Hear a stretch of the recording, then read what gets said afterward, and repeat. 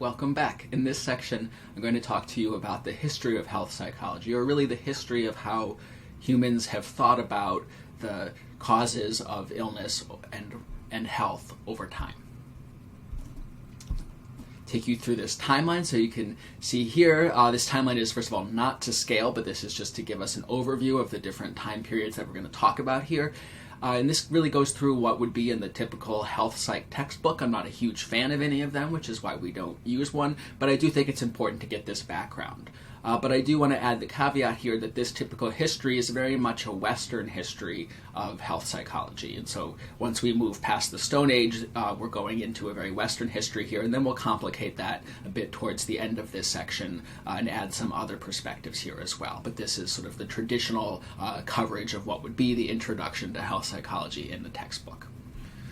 So starting here with the Stone Age, in our very earliest archaeological record of humans gives us some insight into how they were thinking about the causes of disease. And looking at that record, we can see that there are skulls that show evidence of being drilled into intentionally and also healing around that. So you can see in digging up these bones that these were not injuries that killed the person. There's evidence of healing around that, or the technical term is remodeling. If you watch the show Bones, that's how I learned that. And so this is showing that there was some healing. The person did not die from this injury, and the precision of these cuts indicates that this was an intentional move. This was some type of treatment. And so our understanding of what was going on here in this process of what's called trephination, or drilling into the skull, was that these ancient humans believed that one of the causes of illness was being possessed by a demon, and that demon was living in the head of the person. And so in order to make a place for that to get out, they needed to drill into the skull. And so this indicates to us that some of our earliest ancestors, in thinking about the causes of illness, were thinking about sort of spiritual reasons and supernatural reasons for that.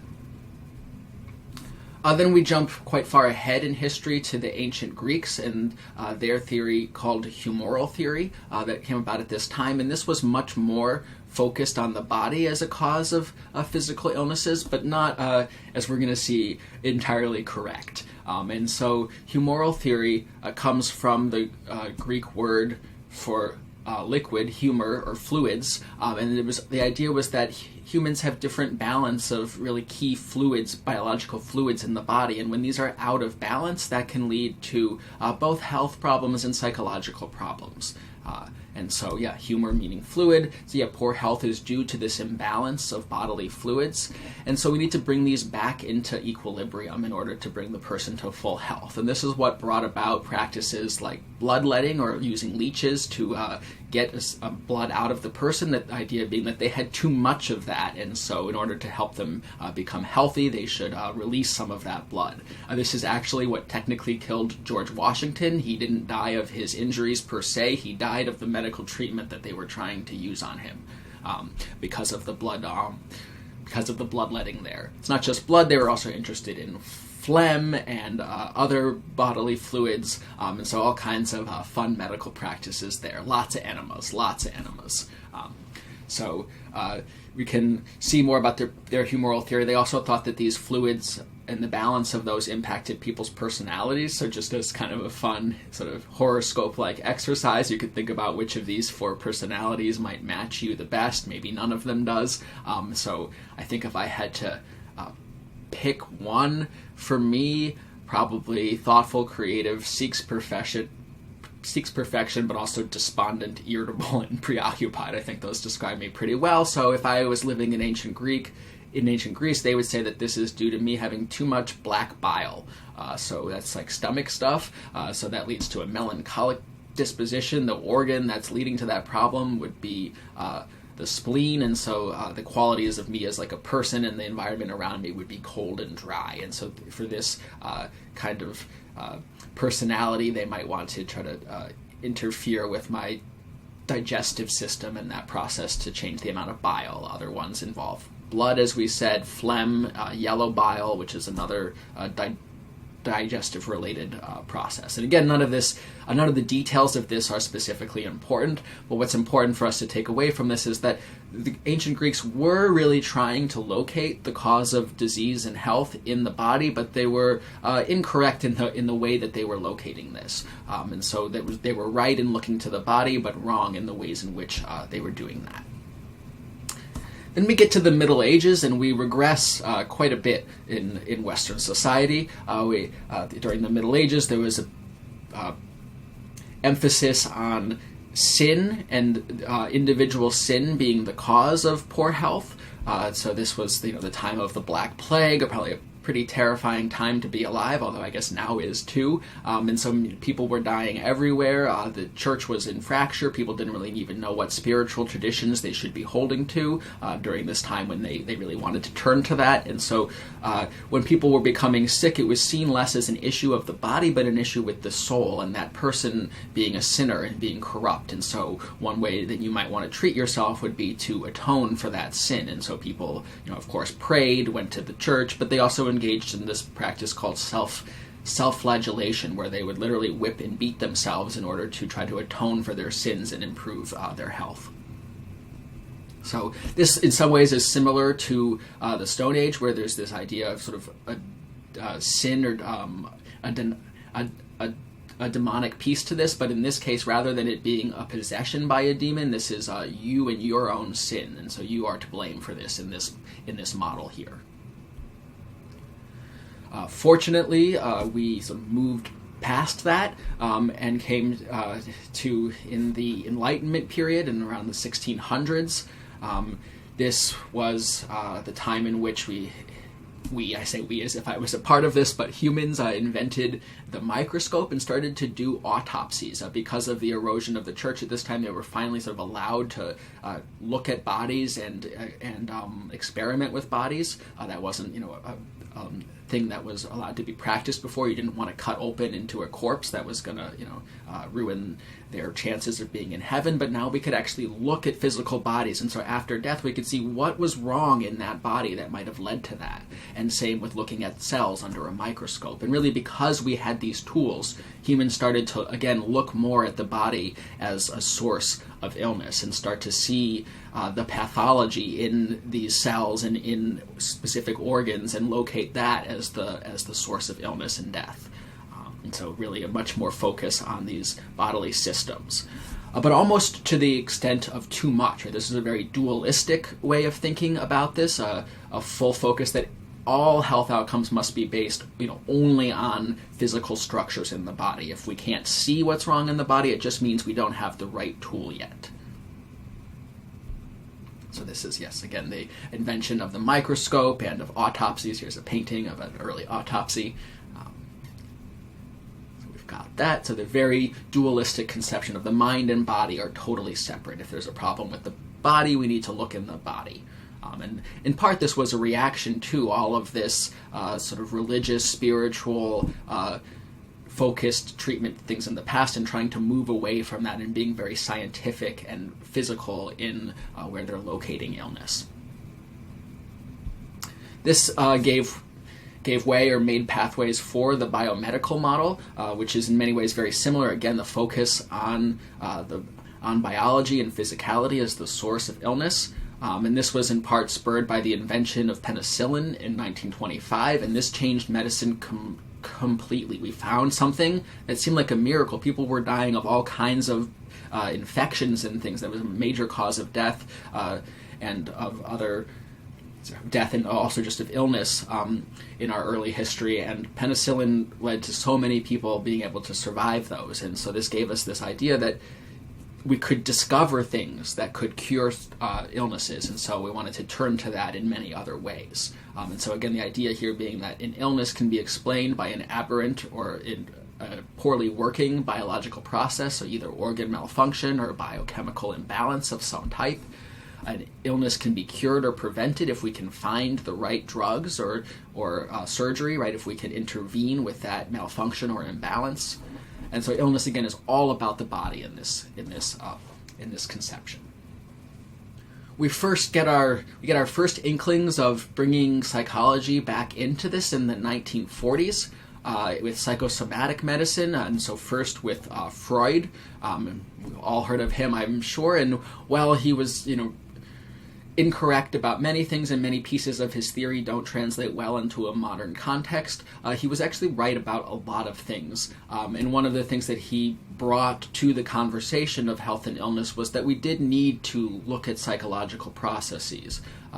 And in particular, he, at the time, and this was important in his historical moment, he treated a lot of patients who were suffering from what was called a conversion disorder, where they, despite having no seeming medical problem with their body, maybe were unable to use an arm or unable to speak or had these physical problems, but they was unable to locate a physical cause for this. And he hypothesized that instead this was a psychological cause, that this was a repressed trauma, and it was showing itself, it was manifesting itself in a physical way. And he believed that this was mediated, or that the mechanism accounting for this was our voluntary nervous system, right? That this was something that we could have control over, that there was something wrong with like your motor system itself and our voluntary motor system, but in the head, not in like a physiological sense, because of this trauma that was preventing the person from using that arm or from speaking or whatever that conversion disorder was. And he was very focused in his work on trauma and sexuality, and we look back now and laugh at Freud for talking about a cigar as just a cigar sometimes and being focused on sex. But this really was a big issue of the time. People were incredibly sexually repressed, particularly women at the time, so it's not surprising that he was focused on that. Then came along Dunbar and Alexander, two other researchers and psychologists, and they had a similar idea to Freud. I apologize for the sirens in the background, but we're going to push through. For Dunbar and Alexander, they had a similar idea to Freud, but their idea was rather that this past trauma, or really anxiety of any type, can take a toll on the body, but it's not through some voluntary nervous system or through a conversion disorder, but it's that our autonomic nervous system, which we're going to learn a lot about in this class, but our sympathetic and parasympathetic nervous system, that stress builds up to impact our autonomic nervous system, and that can lead to health problems. And that is absolutely true. We're going to talk a lot about this in this class, in the stress and coping lecture, and so these were really the beginnings of bringing that back into the study of health and illness. And so they were very interested in focusing on personality profiles, so basically anxious people and neurotic people and their relation to disease. And so, again, while they're very much correct, we've grown past this now, and we look at both personality differences and individual differences in predicting stress and health and illness, but also looking at the situational factors and the kinds of experiences people have in their life and how stress can impact health. And so while they were onto this stuff, with bringing in psychology back into medicine, this didn't really take hold, in part because, as you know, we don't really take Freud seriously. We don't take a lot of these ideas seriously, and so the biomedical model has held on for a long time, even though simultaneously some other ideas were being brought into the conversation. So I'm going to pause here on the Western history here, and I just want to now turn a little bit and just complicate this a little bit of what the textbook would have typically said if we had one, where we've been kind of going in this chronological order and saying, we used to think it was demons, then we actually looked at the body, then we thought it was sinning again, then we actually looked at the body again, and now we're looking at psychology. What was happening in the East as well at the time? And so we're not going to go into all the different Eastern cultures, obviously they vary, but if we look at traditional Chinese medicine, I think this is a particularly fascinating case. This has been used in China since the 3rd century and is still incorporated into medicine in hospitals there today. And so rather than needing to take these millennia to come up with the idea that psychology and physiology matters, this belief has been present in traditional Chinese medicine since its inception, maybe talked about in different ways. But traditional Chinese medicine includes understandings of behavioral practices being important, specific diets and exercise being important in aligning your energy and having positive health outcomes, herbal medicines and acupuncture, things that we think of as alternative medicine in Western culture, or a part of medicine there, and we're going to talk about those in this course. And so, while traditional Chinese medicine is concerned with the balance of yin and yang and the movement of energy through the body, this may seem a little bit like that humor theory in terms of sort of locating these things in specific elements. What this does really bring to the table is this emphasis that in order to get these energies into balance, you don't do things like attach leeches to the person, but you engage in different health behaviors and diet practices and some other treatments also. And so I just bring up to show that while we were figuring out in the West what is the relation between the mind and the body, those have been interconnected since the beginning in traditional Chinese medicine. So this is a very holistic approach to health and wellness, and the critical elements, as I said, include food choices, relationships, and as well as emotional life too. So you can see the bio, the psycho, and the social all in that. And indeed, many forms of traditional Chinese medicine have been supported by research, including acupuncture and acupressure. We're going to talk more about those in the pain section. But randomized clinical trials with sham acupuncture, so they actually make you think you're getting a needle in you, but you're actually not. There's a complicated way they do that. It's pretty cool. Even sham acupuncture has been shown to over and above the sham acupuncture, so it's not just a placebo effect. Acupuncture has been shown to be able to help people to reduce their pain. And so in Chinese hospitals now, traditional Chinese medicine exists alongside Western medicine to treat chronic and acute illness. And we're going to talk about the difference between those in the next section of this lecture. But so these don't necessarily need to be in opposition, Western and Eastern medicine. That actually, some of the best medicine combines the combination of these, and we'll talk about that throughout the course. And just as a sort of statement to the fact that we do have research to support the efficacy of acupuncture, so almost nothing is covered in the U.S. by insurance unless there's really evidence in support of it. And even in the U.S., some insurance companies do cover acupuncture, so there is pretty strong evidence that has some efficacy, which is pretty cool. All right, so we are here at the biomedical model, and this is where we're going to wrap up this video. And so even though we did the psychosomatic medicine after that, really the biomedical model still continued through that in parallel. And so in the next video, I'm going to introduce the biopsychosocial model, and we'll continue with that. So thank you.